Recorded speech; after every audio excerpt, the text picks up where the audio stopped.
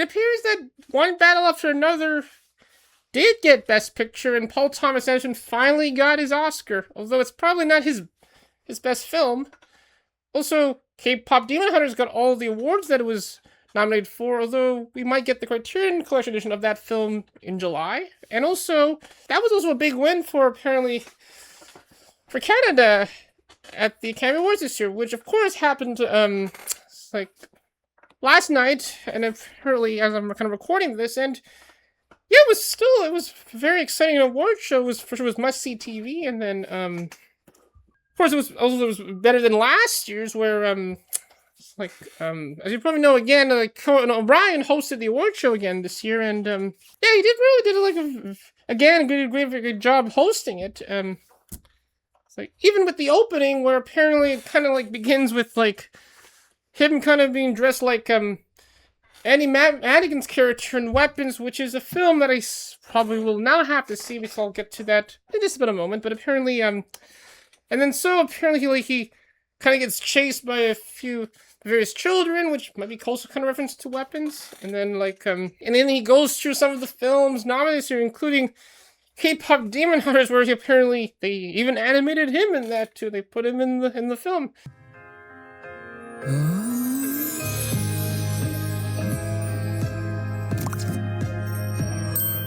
Then he was also in Sentimental Value, which is another film that has a Criterion Collection edition released, well, in May, and then he even has to talk in Norwegian when...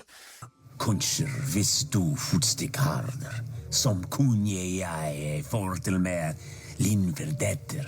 And then, like, after that, he does his kind of, like, monologue, where he does make a lot of jokes about, like, what's happening right now, and then also, it's like, and even what's happening with Hollywood. Of course, as expected, there was going to be, like, jokes about, like, the award show being moved to YouTube, like, for instance, of, like, for, like, ads during it, where then kind of like the ads you would see on YouTube, and somehow Jane Lynch is in them.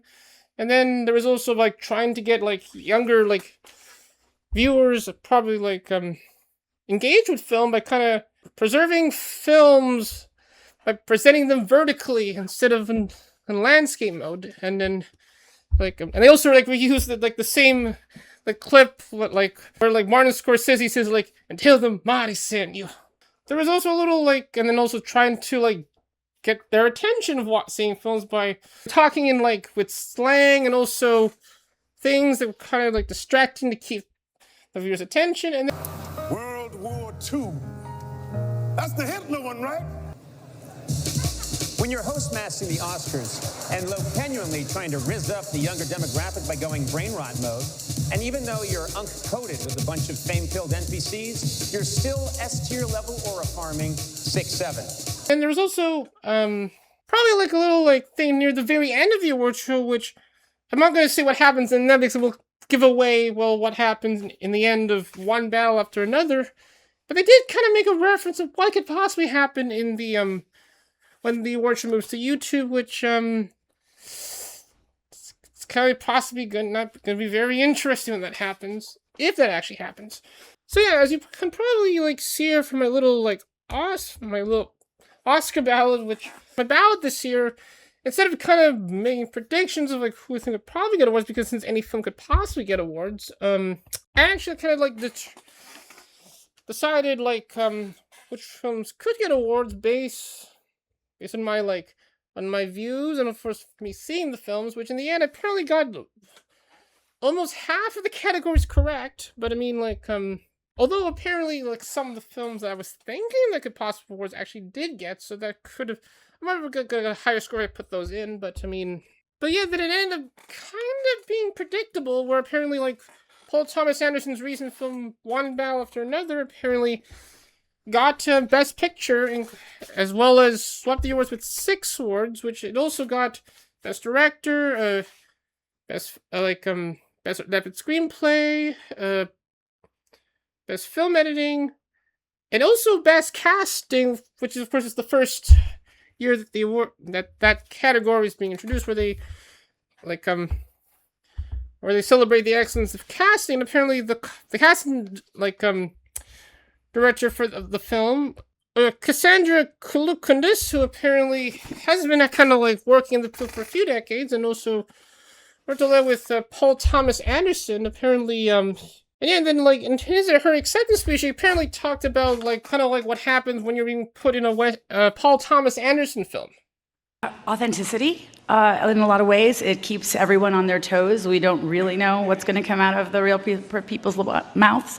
I mean, yes, he wrote an idea, but at the same time, we use them as consultants. I mean, a lot of the times it's what you do. Like, so if you're in the military, you're playing military. If you're a jail nurse, you're playing a jail nurse. If you skateboard, you're going to hang off a car in a Paul Thomas Anderson movie. And that's kind of the fun of it. And it also, we love real actors as well, like, the ones who have trained. So we try to just keep it mixed because that's what life is, isn't it? Like, I looked out in that sea of people there.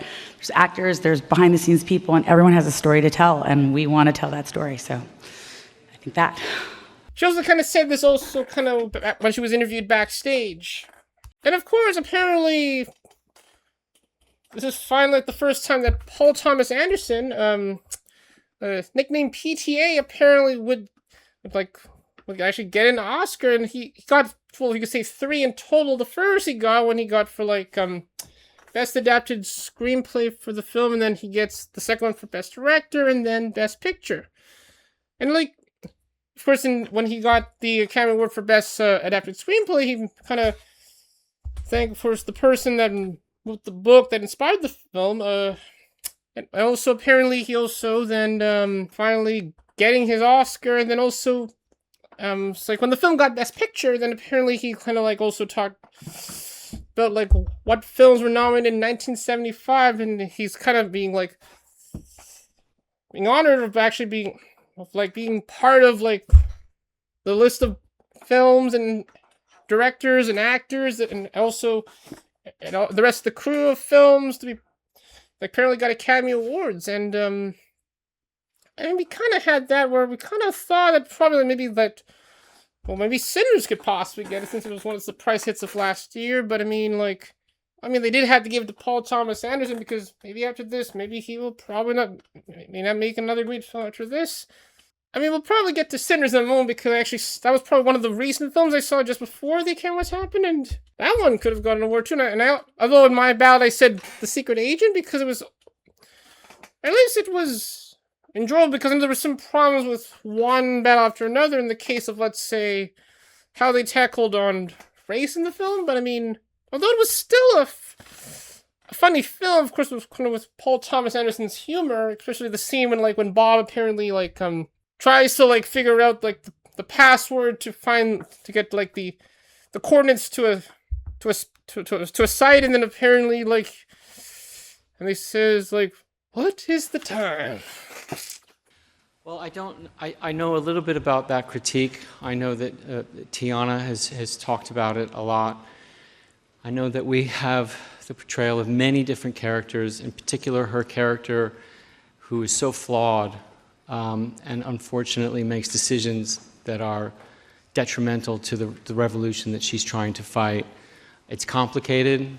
We always knew that we were trying to make something complicated. We knew that we weren't making something that was heroic, and we needed to lean into that, and we needed to own the fact that this woman was suffering not only from postpartum depression, but she had issues of her own that she hadn't really reconciled with. It's a very dangerous thing when you start out and you want to change the world, but you start to kind of become selfish, and you read your own reviews.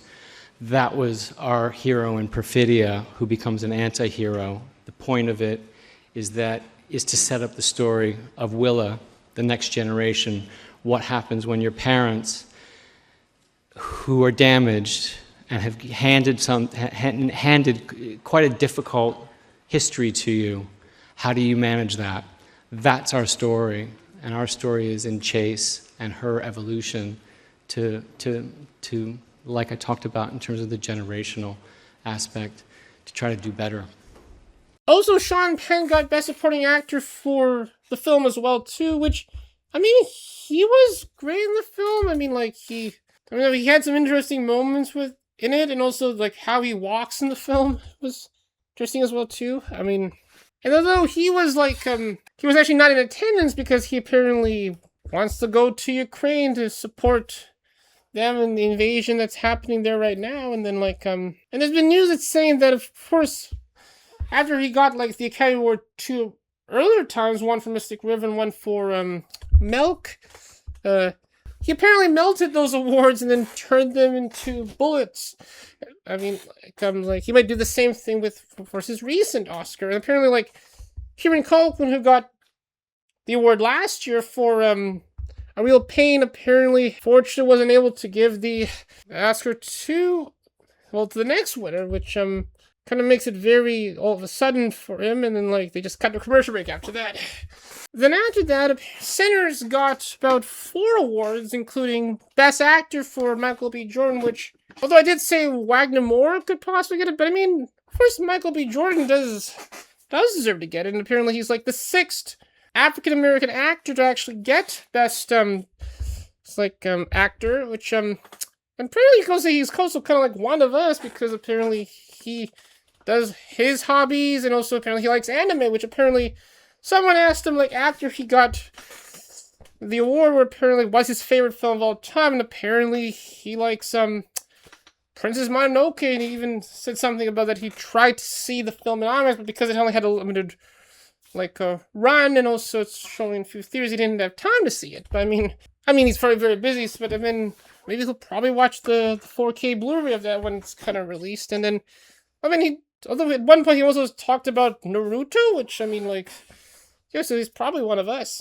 And then also, like, after that, apparently he also went to an In-N-Out to kind of celebrate and eat some burgers, which, usually, winners would usually, after they go to the governor's ball, then they would probably go to a Denny's or a Waffle House, but, I mean, of course they go to other parties too, but, I mean, he decided to go to an In-N-Out, which, for me, I would go to an In-N-Out, or Pinkies, or, I could probably go to a Denny's. Or maybe a Five Guys. I mean, Five Guys makes delicious burgers. I mean, the person that made Flo also went to a fast food restaurant after he got his Oscar.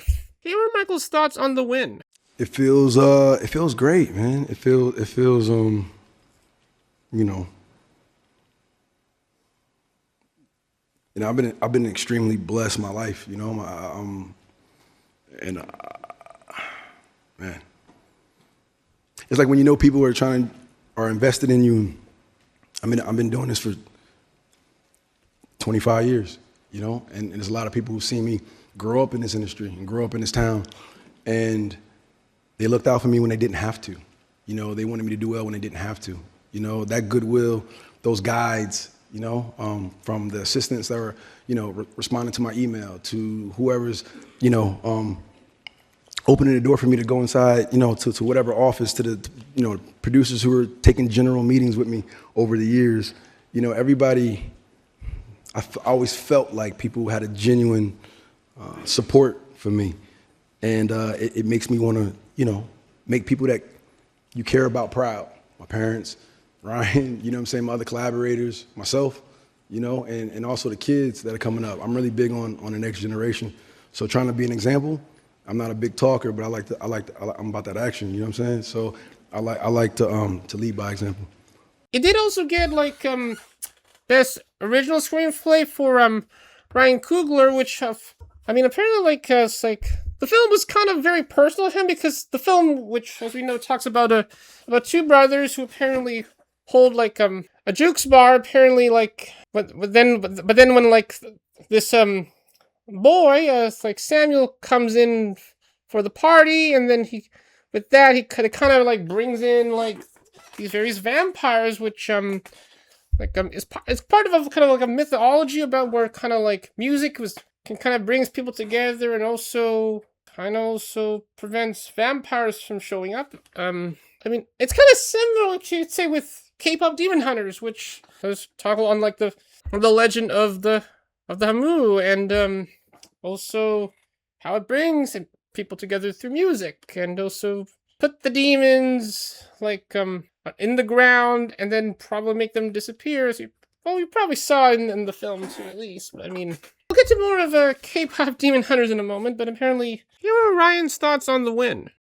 To be honest, I'm incredibly grateful that people engaged with it at the at the theater. Because that was always something that I thought about, and you realize that with writing, what matters to you oftentimes matters to other people if you can communicate the feelings the right way, and so I'm honored, man, and I haven't talked about my Uncle James enough tonight, man. He meant the world to me. I actually realized, that he was the closest thing I had to a grandfather. Like basically tonight, while I was putting it in the context and thinking about my parents, they both lost their fathers within a couple weeks of each other, right after they got married. So I never met my grandfathers. So my Uncle James, he kind of was that for me. He was the closest thing to that. And so I contemplate that, man. And so I'm so proud that he gave me the gift of his stories about Mississippi, that he played blues music for me and talked to me about it. And he continues to give me gifts from where he is now.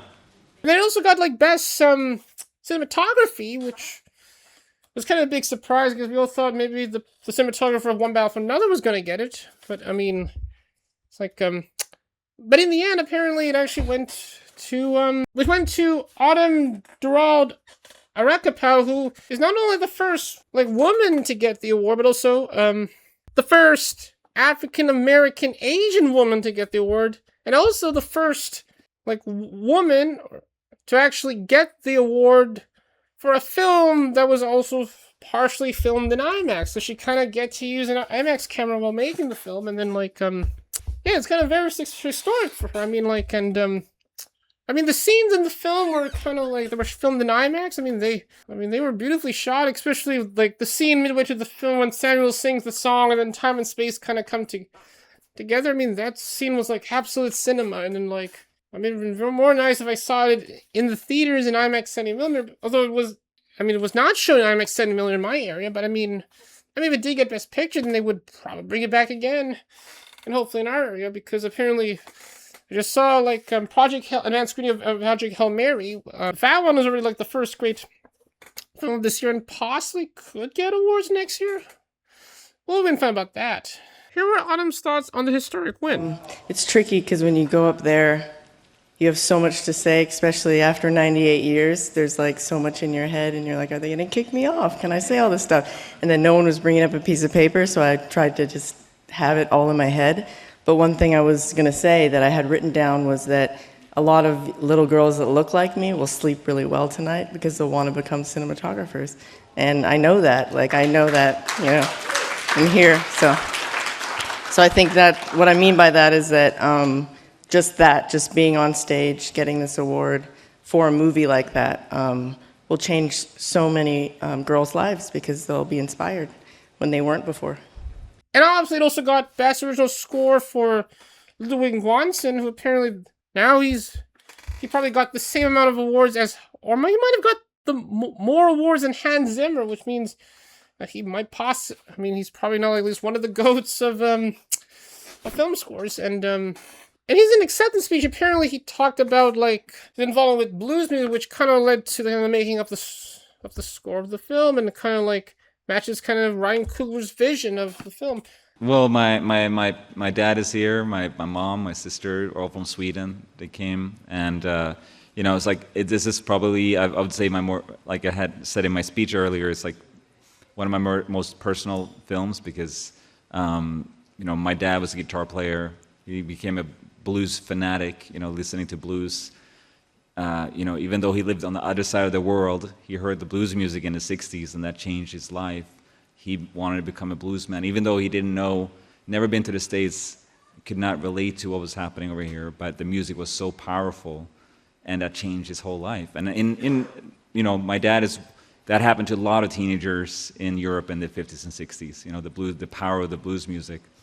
And so me growing up, when I was about 8 years old, I heard, Metallica. That became my identity. And at that time, I didn't think about without blues, there wouldn't be any Metallica. You know, without blues, there wouldn't be a lot of, you know, none of the music that we heard tonight wouldn't be there if it wasn't for the blues. And so the score is kind of my personal journey of kind of going back to kind of what my dad was playing me as a kid. It's like, but back to One Bow to Another for a bit. But first, that film was also kind of a personal project for Paul Thomas Anderson as well, where he kind of dedicated the film to his kids, but he also kind of dedicated the film to someone he kind of worked with throughout his career. Adam Somner, which during like the credits of the film, apparently kind of ends with like a dedication to him, and you hear a little bit of like an audio recording of him when they were like making a film, and like yeah, so it was a very personal project for Paul as well too. So I mean, both Paul and Ryan made very personal films too, and I mean, I did like both of them. I mean, The Secret Agent was also kind of personal too, which he kind of like pays homage to where Kibler does a fellatio to his childhood, and like and yeah, I mean, that was another great film. I mean, it could have got Best Picture, but I mean, yeah, because of One Bow to Another, it ended up getting that. Okay, then the next film that got a few awards at the awards show this year was also Guillermo del Toro's Frankenstein, which it mainly got awards in the artistic nominations, where it did get Best Production Design, where apparently one of the people involved with the production of the film actually is from Tamara de Verel apparently is from Vancouver. So another fellow Vancouverite apparently got an Academy Award, and apparently and yeah, I mean, of course, like with this film and the rest of Guillermo del Toro's films, I mean, like he films them in Toronto, which is probably like one of like his favorite places, and apparently he goes around the city when he makes the films. I mean, he talks about the city a lot, and like he even like goes to a comic book store to look at comics. I mean, like, well, here's kind of a bit of like Tamara talking about The Win. Well, I'm a real Canadian because I'm from Vancouver. I was born in the prairies. I lived in Montreal. Je parle français. And then most of my career was in Toronto.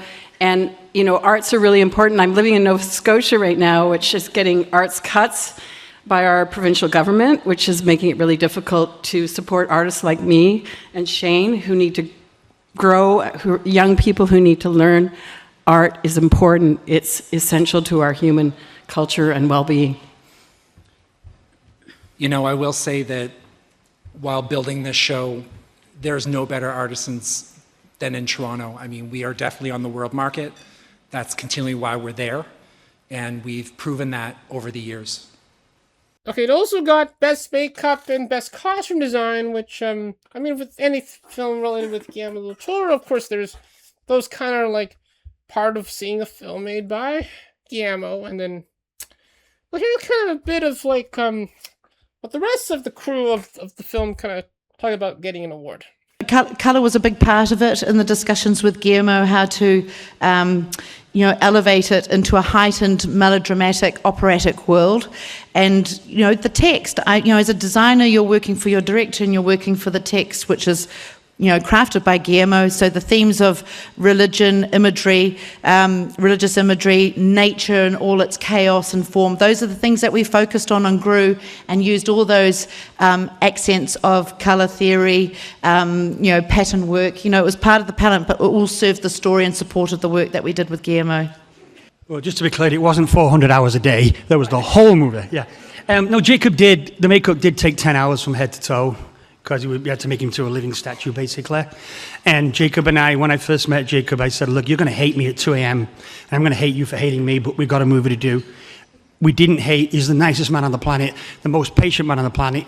10 hours a day, 56 times, and the man didn't complain even once. And now we're like good mates. And I want to add something too. So when Cleone and I would start work every morning, these guys were already working for 5 or 6 hours. They'd been there since like midnight in some cases, and we would come in at 6 or 7 in the morning to start putting the regular cast through. And I have to mention something that Mike doesn't often mention that you guys need to understand. So that was 10 hours in makeup, but you guys need to understand for 4 or 5 of those hours, Jacob stood like this and had the makeup applied. He was not sitting in a chair and relaxing. So again, hats off to him. Of course, the other big win for Canada was with K-pop Demon Hunters, which got all the awards it was nominated for, including Best Animated Feature and best original song, of course, for the song Golden, which of course probably you could say is like the Let It Go of this decade, but it did also make history because that is like the first K-pop song to kind of get the best original song, and which they could have also given to Diane Warren, which and because of the success of K-pop Demon Hunters, she still didn't get her Oscar, but she'll probably eventually get it at some point. At least right now, she's like the most nominated songwriter to still not get an Academy Award yet, which, I mean, probably could see that the documentary about her Relentless, apparently, at some point. Of course, the film directed by Maggie Kang, who apparently is Canadian as well, too, which is nice. And and also that kind of means that Hunter X got an Oscar. So take that, Soulja Boys. Here were Maggie's thoughts on the success of the film. I mean, being a fan of K-pop music since the 90s when it was first created, really,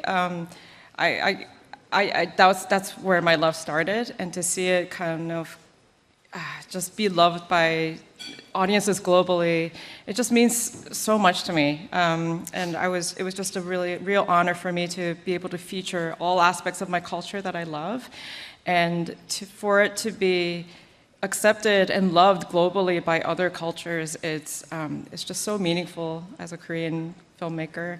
And I just hope to see more films, especially in animation, that focus on different cultures, because I think we really need that, especially in animation.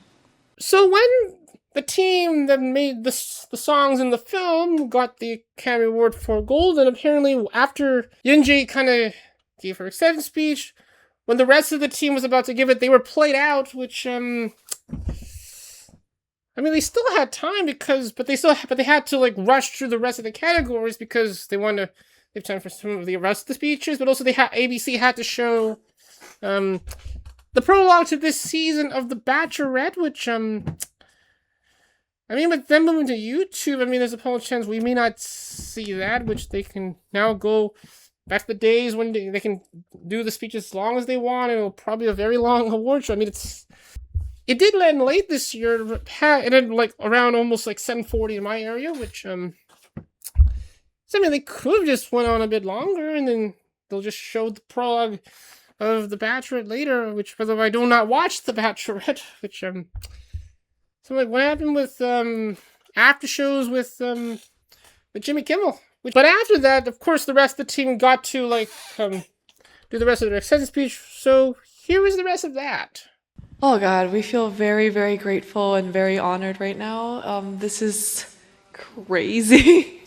We all worked so hard, and it was such a collaborative effort. And we just need to thank our incredible directors, Maggie Kang and Chris Applehans. They created a beautiful film. It truly was a whole collaboration to create this song, including the directors. Everyone was a part of it. So we're all just so happy that the hard work paid off. Ray and Audrey for singing too, the other half. Yeah, guys, I needed to thank them on stage. I didn't get to because they just cut us off. But wanted to thank Rayami and Audrey Nuna. They killed it with their singing, and they're just incredible people, and I love them so much. Love you guys. I'd like to thank our families and 24, my fellow IDEO members, and Teddy Park. This is an incredible honor. 그리고 감사합니다. Next question from Hey, well, hang on, because I also want to thank my people too. While we're taking it, because my family, some of whom are here tonight, my husband Isaac, who is here tonight, but also just to say, everybody who worked on this movie, all the animators, it was a real collaboration across the board, and it just is it's a movie where part of the movie is about looking at someone that you have been taught to hate and to fear, and starting to trust, maybe even love them. And that's part of what the movie is about. It's not I'm going up, it's we're going up, and that's part of the reason that we're all on stage right now, and that this whole movie was a deep collaboration. So, and to the fans too, who have loved this movie and made it to what it is, and this soundtrack, everyone else who worked on the soundtrack, everyone else who sang on the soundtrack, across the board, a movie is like a village, and we're lucky to be up here right now, but there's so many people who have made this what it is, so thank you, everyone. then to me, probably one of the, kind of like the surprises of the award show this year is where apparently Sentimental Value got Best International Feature, and I thought that The Secret Agent was going to get it, which means that Brazil would get the award for about 2 years in a row. But I mean, some people also said that it could have gave it to the voice of Henry Job, but then in the end, apparently, Sentimental Value got it, which, I mean, I did like the film. It's like, it's one of my favorite films of last year, and then like, where you kind of have like, film director trying to like, reconnect with his daughters by putting them in his next film, but then somehow they decided not to do that, and then he brings in an American actress to play one of the roles he was going to cast his daughters in, but it's kind of like problematic, and then kind of leads to them kind of coming full circle actually after that. And yet during apparently when the director of the film, Joachim Trier, apparently did his acceptance speech, he did mention what was happening right now, and he also paraphrased the American writer James Baldwin, which yeah, and he's also like a film nerd from Norway too, and he talks more about this actually backstage as well. So I'll do the easy answer first, which is that I'll celebrate with the cast. A lot of them are here. I think we're about like 60 or 70 people, and with the actors. So why I quoted James Baldwin is because I think the world is at a moment when we are getting more information than ever about the wrongdoings made towards children at several wars going on at the moment. And I feel personally, I have 2 small kids, and to be personal for a moment, like me and most people around me have been at times crying a lot, weekly, daily, feeling incapable of doing stuff because we're seeing Palestinian children suffer, we're seeing people in Ukraine suffer, people in Sudan suffer. You know, there doesn't seem to be any accountability at the moment, you know, and I could mention many other conflicts, so I hope that you won't make a case of who I mentioned and didn't mention. Any child that dies at war is a responsibility for all adults that elect politicians. And in dictatorships, which we're seeing a lot, very strong men, we're in a time of strong men again, and I think of Hannah Arendt, who taught us about what happened during the Holocaust and the Second World War, that I have, you know, in my family suffered tremendously. I talked about this in context of the film. My grandfather was a resistance fighter during the war, and when you're young, you think, oh, these things are far away in time, but actually, it happened quite recently, and it happens again and again. And as an artist, I'm not a politician, but I do believe that we need a unanimous thing cross the aisle, as we say in America, or as they say in America, to be more collaborative about how we protect children in conflict situations, but also in society in general. Oh, and by the way, I mean, like, of course, there will be the Criterion Collection edition of the film, which will be available in May. I mean, my mother apparently saw the film recently, which in Canada is available right now on Amazon Prime Video. I mean, in the United States, it will soon be available on Hulu. I mean, it's through Disney Plus, but I mean, but somehow when she was seeing it, somehow, like, she didn't see, like, the subtitles during the scenes in the film that are in, like, in Norwegian and Swedish, which, either that some of the, like, they didn't put the subtitles in there, or there might be a technical problem with Amazon Prime Video. So maybe probably when I get the Criterion edition of the film, I'll probably, like, show the film again with the subtitles put in, because it did have subtitles during those scenes when I, like, saw it in the theaters, which, of course, like, I mean, also Joachim apparently talks about that too. I went backstage, and of course, Stellan Skarsgård, who apparently mentioned that when he got Best Supporting Actor at the Golden Globes Awards this year, even though that his character in the film is more kind of like the main character in that film in a sense. And then to some other films that apparently also got only one award in the award show this year. Of course, it's probably my favorite film of last year, F1, which did get Best Sound, and I mean, of course, with trying to get all the sounds of, like, F1 and kind of recreating it for IMAX, which, I mean, for sure that was an experience to kind of see the film in the theater, and also with the expanded aspect ratio, which, first for the Blu-ray release and the version on Apple TV, apparently, it doesn't present the film in IMAX aspect ratio, but I mean, and of course during the speech, they kind of also mentioned the theater experience too. Here's a bit more of them talking about that backstage.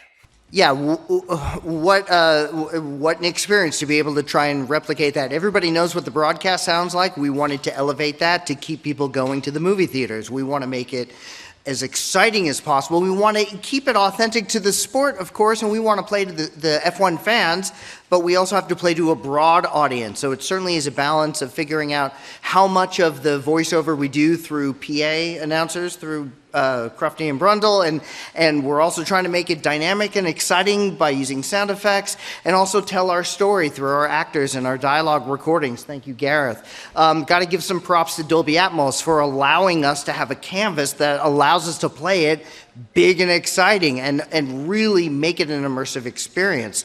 You know, it's one of those things where we want it to be exciting, but we don't want it to be too loud, but we want it to be enthusiastic. So we're always making decisions that determine that outcome. That's what we do as sound designers and supervisors and mixers, and we make a million of those decisions every day, and somehow the sum of all those decisions led us here in front of you good people, so thank you.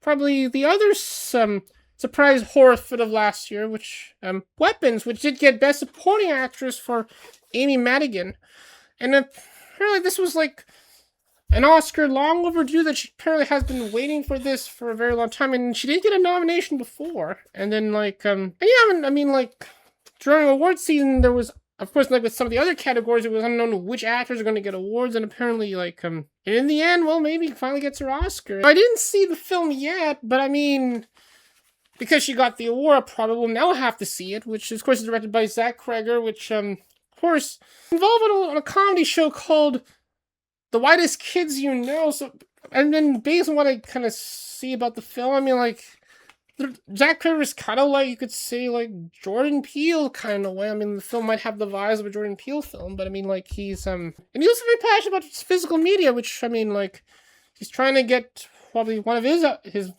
most famous films, Barbarian, have a Blu-ray release, which maybe that will get a Criterion edition as well at some point. So here's a bit more of, like, Amy talking about playing her character in the film.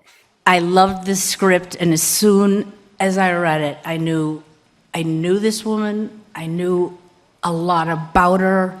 I just knew that I could grab it by the throat, and she's someone that's just pushed to the limit. I mean, she's just fighting for survival. So I think in particular, a lot of people relate to that.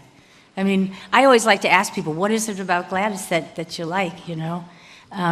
She's kind of inspiring in a strange way, you know. And I just kind of, Zach Kreger, our writer-director, I mean, we worked together, but he was just like, do it, go for it, you know. So I guess it worked out, I'm not sure. Okay, then we now go, and then also apparently Hamnet did get Best Actress, which I really thought that could have like, well, which was probably as expected, even though some people said maybe Rose Byrne was going to get Best Actress for If I Had Legs, I Kicked You, which host Conan O'Brien is also in the film, where he kind of plays like her character's like boss, who's a psychiatrist in the film. There was some controversy near the end of Oscar voting, where apparently she said some comments about cats, and despite that, she still got the Oscar. I mean, this also makes her like the first Irish woman to get the award. I mean, like, it's kind of, you could say, save her career, of course, since this was released before The Bride, which apparently is getting some mixed reviews right now, but I mean, at least people probably will not know her for this film, even though some people said that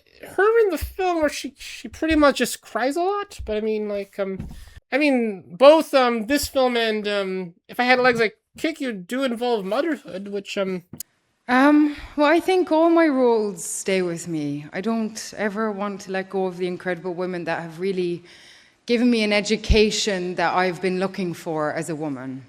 But I think this role cracked a kind of tenderness in me that sometimes if you're a strong woman, you're perceived as just being strong, but actually tenderness is as vibrant and strong as strength. And I think to know that through this woman, where she was able to hold the capacity of strength and vulnerability and tenderness and grief and love in all its epic colors, I mean, why would you ever want to let that go? It's something that I want to hold on for the rest of my life. Or in the case of Hamlet, apparently this does involve loss, which, if you saw the film, you know what I'm kind of talking about, but I mean, like, I mean, she was great in the film. I mean, she played a witch in it. And it's kind of interesting that part that William Shakespeare married a witch. But also in that film, you kind of see that also that William Shakespeare is a diva. And apparently her getting the award is actually on the same day as Mother's Day and in the UK. And we kind of go to the documentary categories, beginning with Best Documentary Feature. And Mr. Nobody Against Putin did get Best Documentary Feature. Well, some people were thinking that maybe the Alabama Solution, which is an HBO documentary, and The Perfect Neighbor, which is a Netflix documentary, could have got the award. But I did say a lot that Mr. Nobody Against Putin was actually a really good documentary because it did reveal a lot of things of what is actually happening right now in the case of its main subject, Pavel, who apparently, when he sees an ad in Instagram where they're trying to get footage of what's happening in the country during the invasion, then he agrees to that. And he starts. His job is apparently he's a videographer for a school, which, as the invasion progressed, apparently then started to be turned into a military camp, where apparently President Vladimir Putin kind of revived some Soviet era policies, where he kind of trains the students to kind of become soldiers, and then kind of shows that it's kind of not working out, and and there's a probable chance that might be Donald Trump's America the second time round. Pavel is probably also kind of the Edward Snowden of Russia. Except that he's kind of doing the right thing of showing what's actually happening, although his life is probably at risk because, of course, with the recent laws that are passed, that now what he's kind of doing is treason. So, if we learn from Alexei Navalny, probably should protect Pavel. And he's still alive, and he was in attendance at the Oscars, and he actually said a message about what the win kind of means. Here's the other director of the documentary's thoughts on the win. Yeah, there's several things. You can look within Russia, and you can see what this film shows, which is that there is no stopping with Ukraine. If you simply watch the film and you see what Putin is teaching to the kids of Russia every day, you can see that it's about a future of war and empire that doesn't stop here. So it's very, very important to support Ukraine. The other thing that I hope that we get is a conversation that we've been having as we've been touring America these last few months. We need to be having a talk about resistance. When is it appropriate to resist? What kind of moral choices do we face when societies around us are transformed by dark forces? I think Pasha shows a great example of how anybody can have a voice, how anybody can make a difference. Because really, a nobody can become a somebody, and nobody can make a difference, and all of our individual choices matter. So that's what I have to say. So this documentary is just by Kino Lorber, which, there might be a Blu-ray of it, but at least I know it's available on DVD, but I'll probably get the DVD or the Blu-ray, because if there's any additional materials kind of related to it, which it's a really great documentary. You should probably see if you can. If you can have access to it at least. Then we go to Best Documentary Source Subject, which I did say that possibly Children No More could get it, because it kind of talks about an Israeli protest group that is supporting Palestine, kind of calling out on the Israeli government of on doing their cultural genocide and murdering a lot of children, and they're doing it kind of in a peaceful way, although there might be some arguments from pro government supporters, which but at least they were peaceful, where they just sit there and just show pictures of children that were murdered in the situation. But at the same time, it also kind of also so that it's kind of very important that we should probably archive our lives to make sure that there are no victims that are kind of faceless or have no history when their stories actually do have to be told. And then, of course, with the short docs that did get nominated, apparently, you could say that probably most of them are a bit divisive, or as what Conan O'Brien calls them. Best documentary short films, or as I like to call them, little sads. Well, in the end, it did go to the short that I actually did like as well, and it's kind of relevant. It's kind of personal to me too.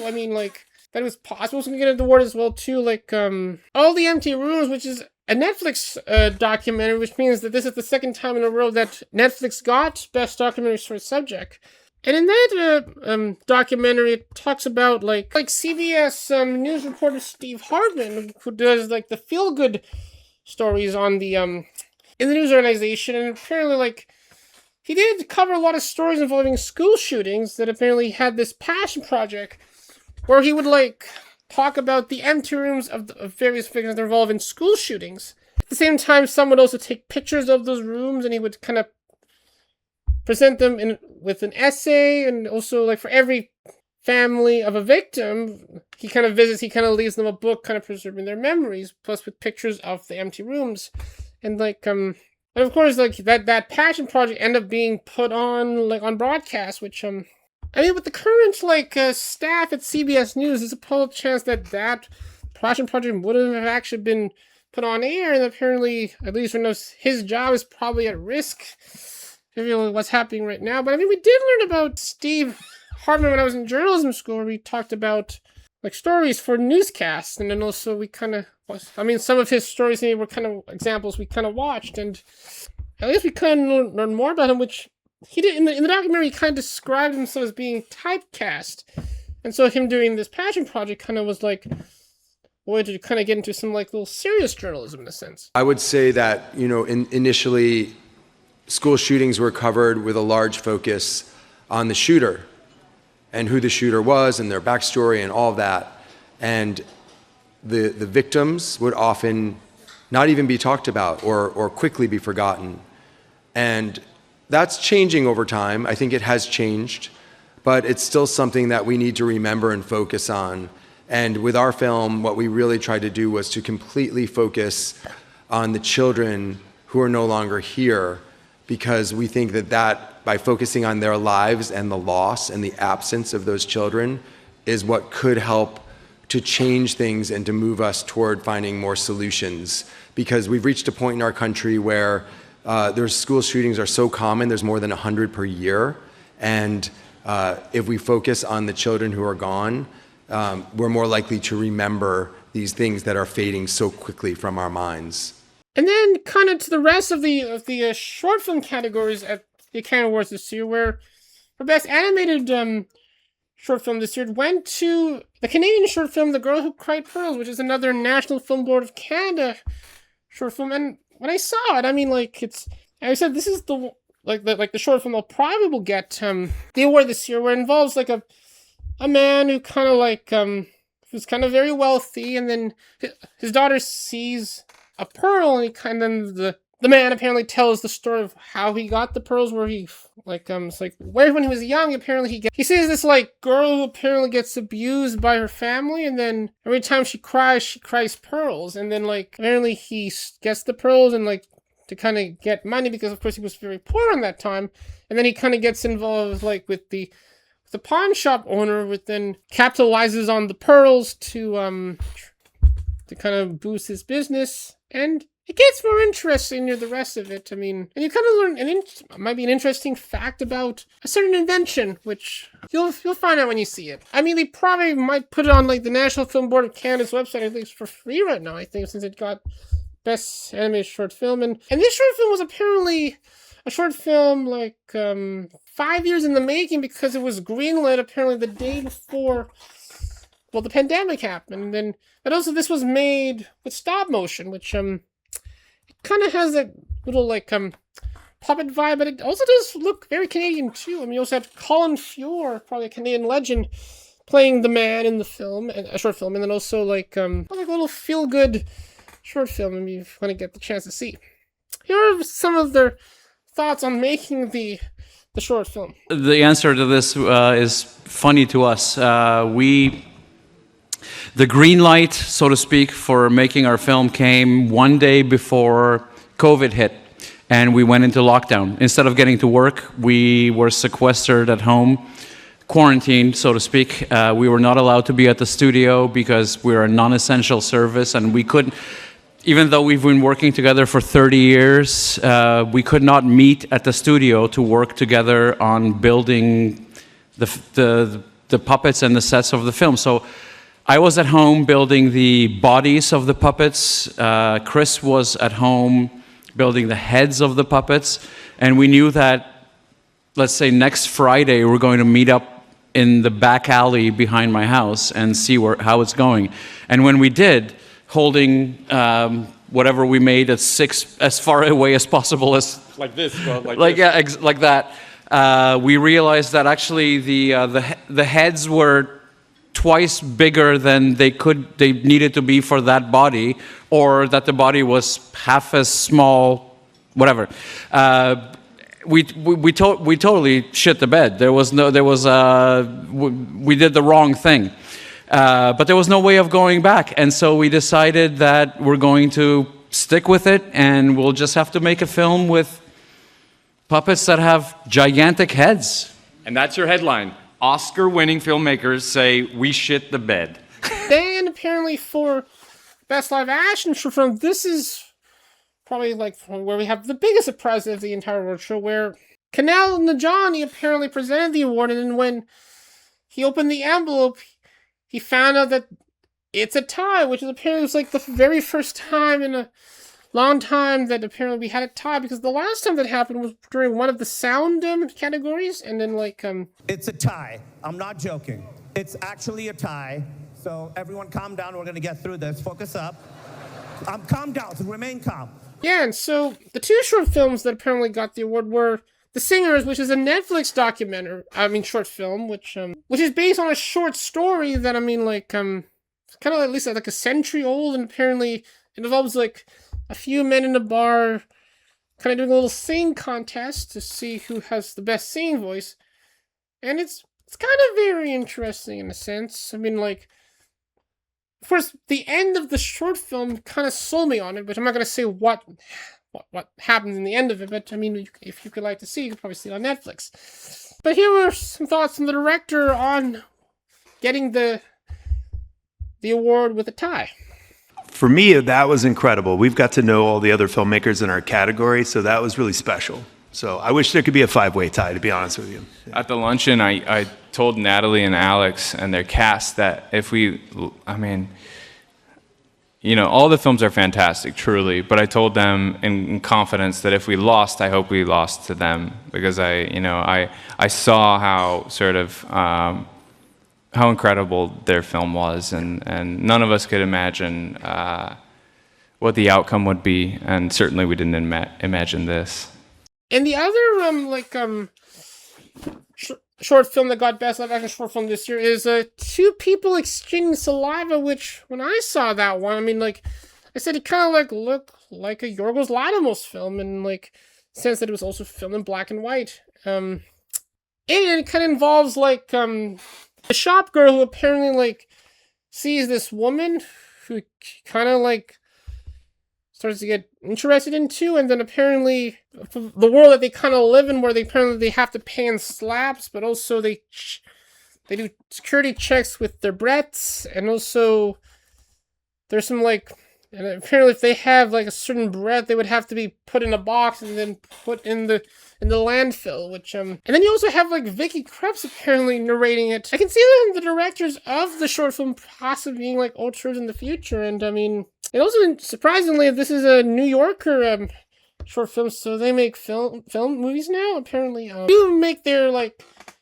short docs, but one of the other short films I'm known for Best Animated Short Film this year, Retirement Plan, might have also been a New Yorker short film, which and that one apparently involves a man who just recently retired, says all the things he kind of likes to do when he retires, but a lot of things he says are kind of shows that he he didn't do a lot of things in his life. And you have Donald Gleason playing the man, and that one was a great one. That could have also possibly got Best Animated Short Film, but apparently it would have also worked if they have there was no dialogue in it, and instead you hear Chappelle Roan's Casual, and then that kind of works too. Well, here are the directors of Two People Exchanging Saliva talking about the tie and them making it too. It was actually one of the earliest decisions that we made. There are many black and white films that we love, but it also felt really appropriate to the subject matter. Our film is set in a world where people are not allowed to kiss, and intimacy has sort of been expunged from the world, and so taking the color out of it also made a lot of sense. And we also, coming from the visual arts, we start with pencil on paper, so it made sense to us to begin in black and white. And then we'd also say that there's a quality to black and white. Black and white is a little bit like an X-ray. You can't hide from black and white. Color can distract, and there's a certain purity to it in terms of composition and form. And certainly, when you're a short film and you cannot production design an entire department store during the middle of the night, as was the case for us, black and white also helps. Honestly, it's such a dream. I mean, we love so many of the films that were nominated, and someone on Reddit asked us if we would be happy to share the award, and we were like, heck yeah, we would love to share it with another film that is equally beautiful and totally different. We're also a little bit Oscar geeks, so we had actually discussed that this could happen, but couldn't possibly imagine. Yeah. Yeah.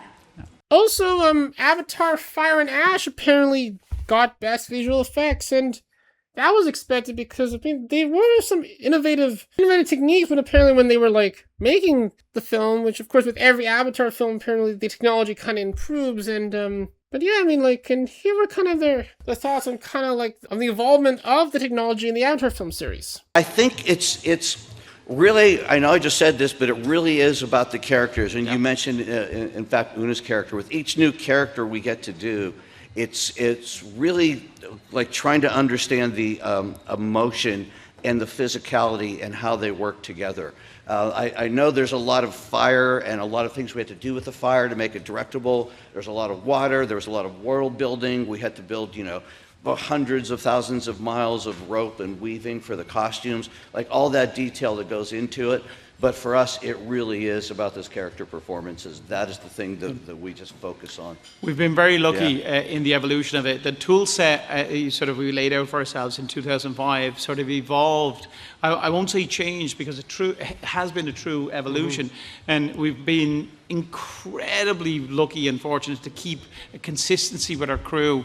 When you think about that, we've been making the same series of movies for nigh on 20 years, and so many of our crew have been with us from the get-go, and that really, I think, imparts an intelligence, an emotional connection to the characters that just, I think, elevates everybody's work.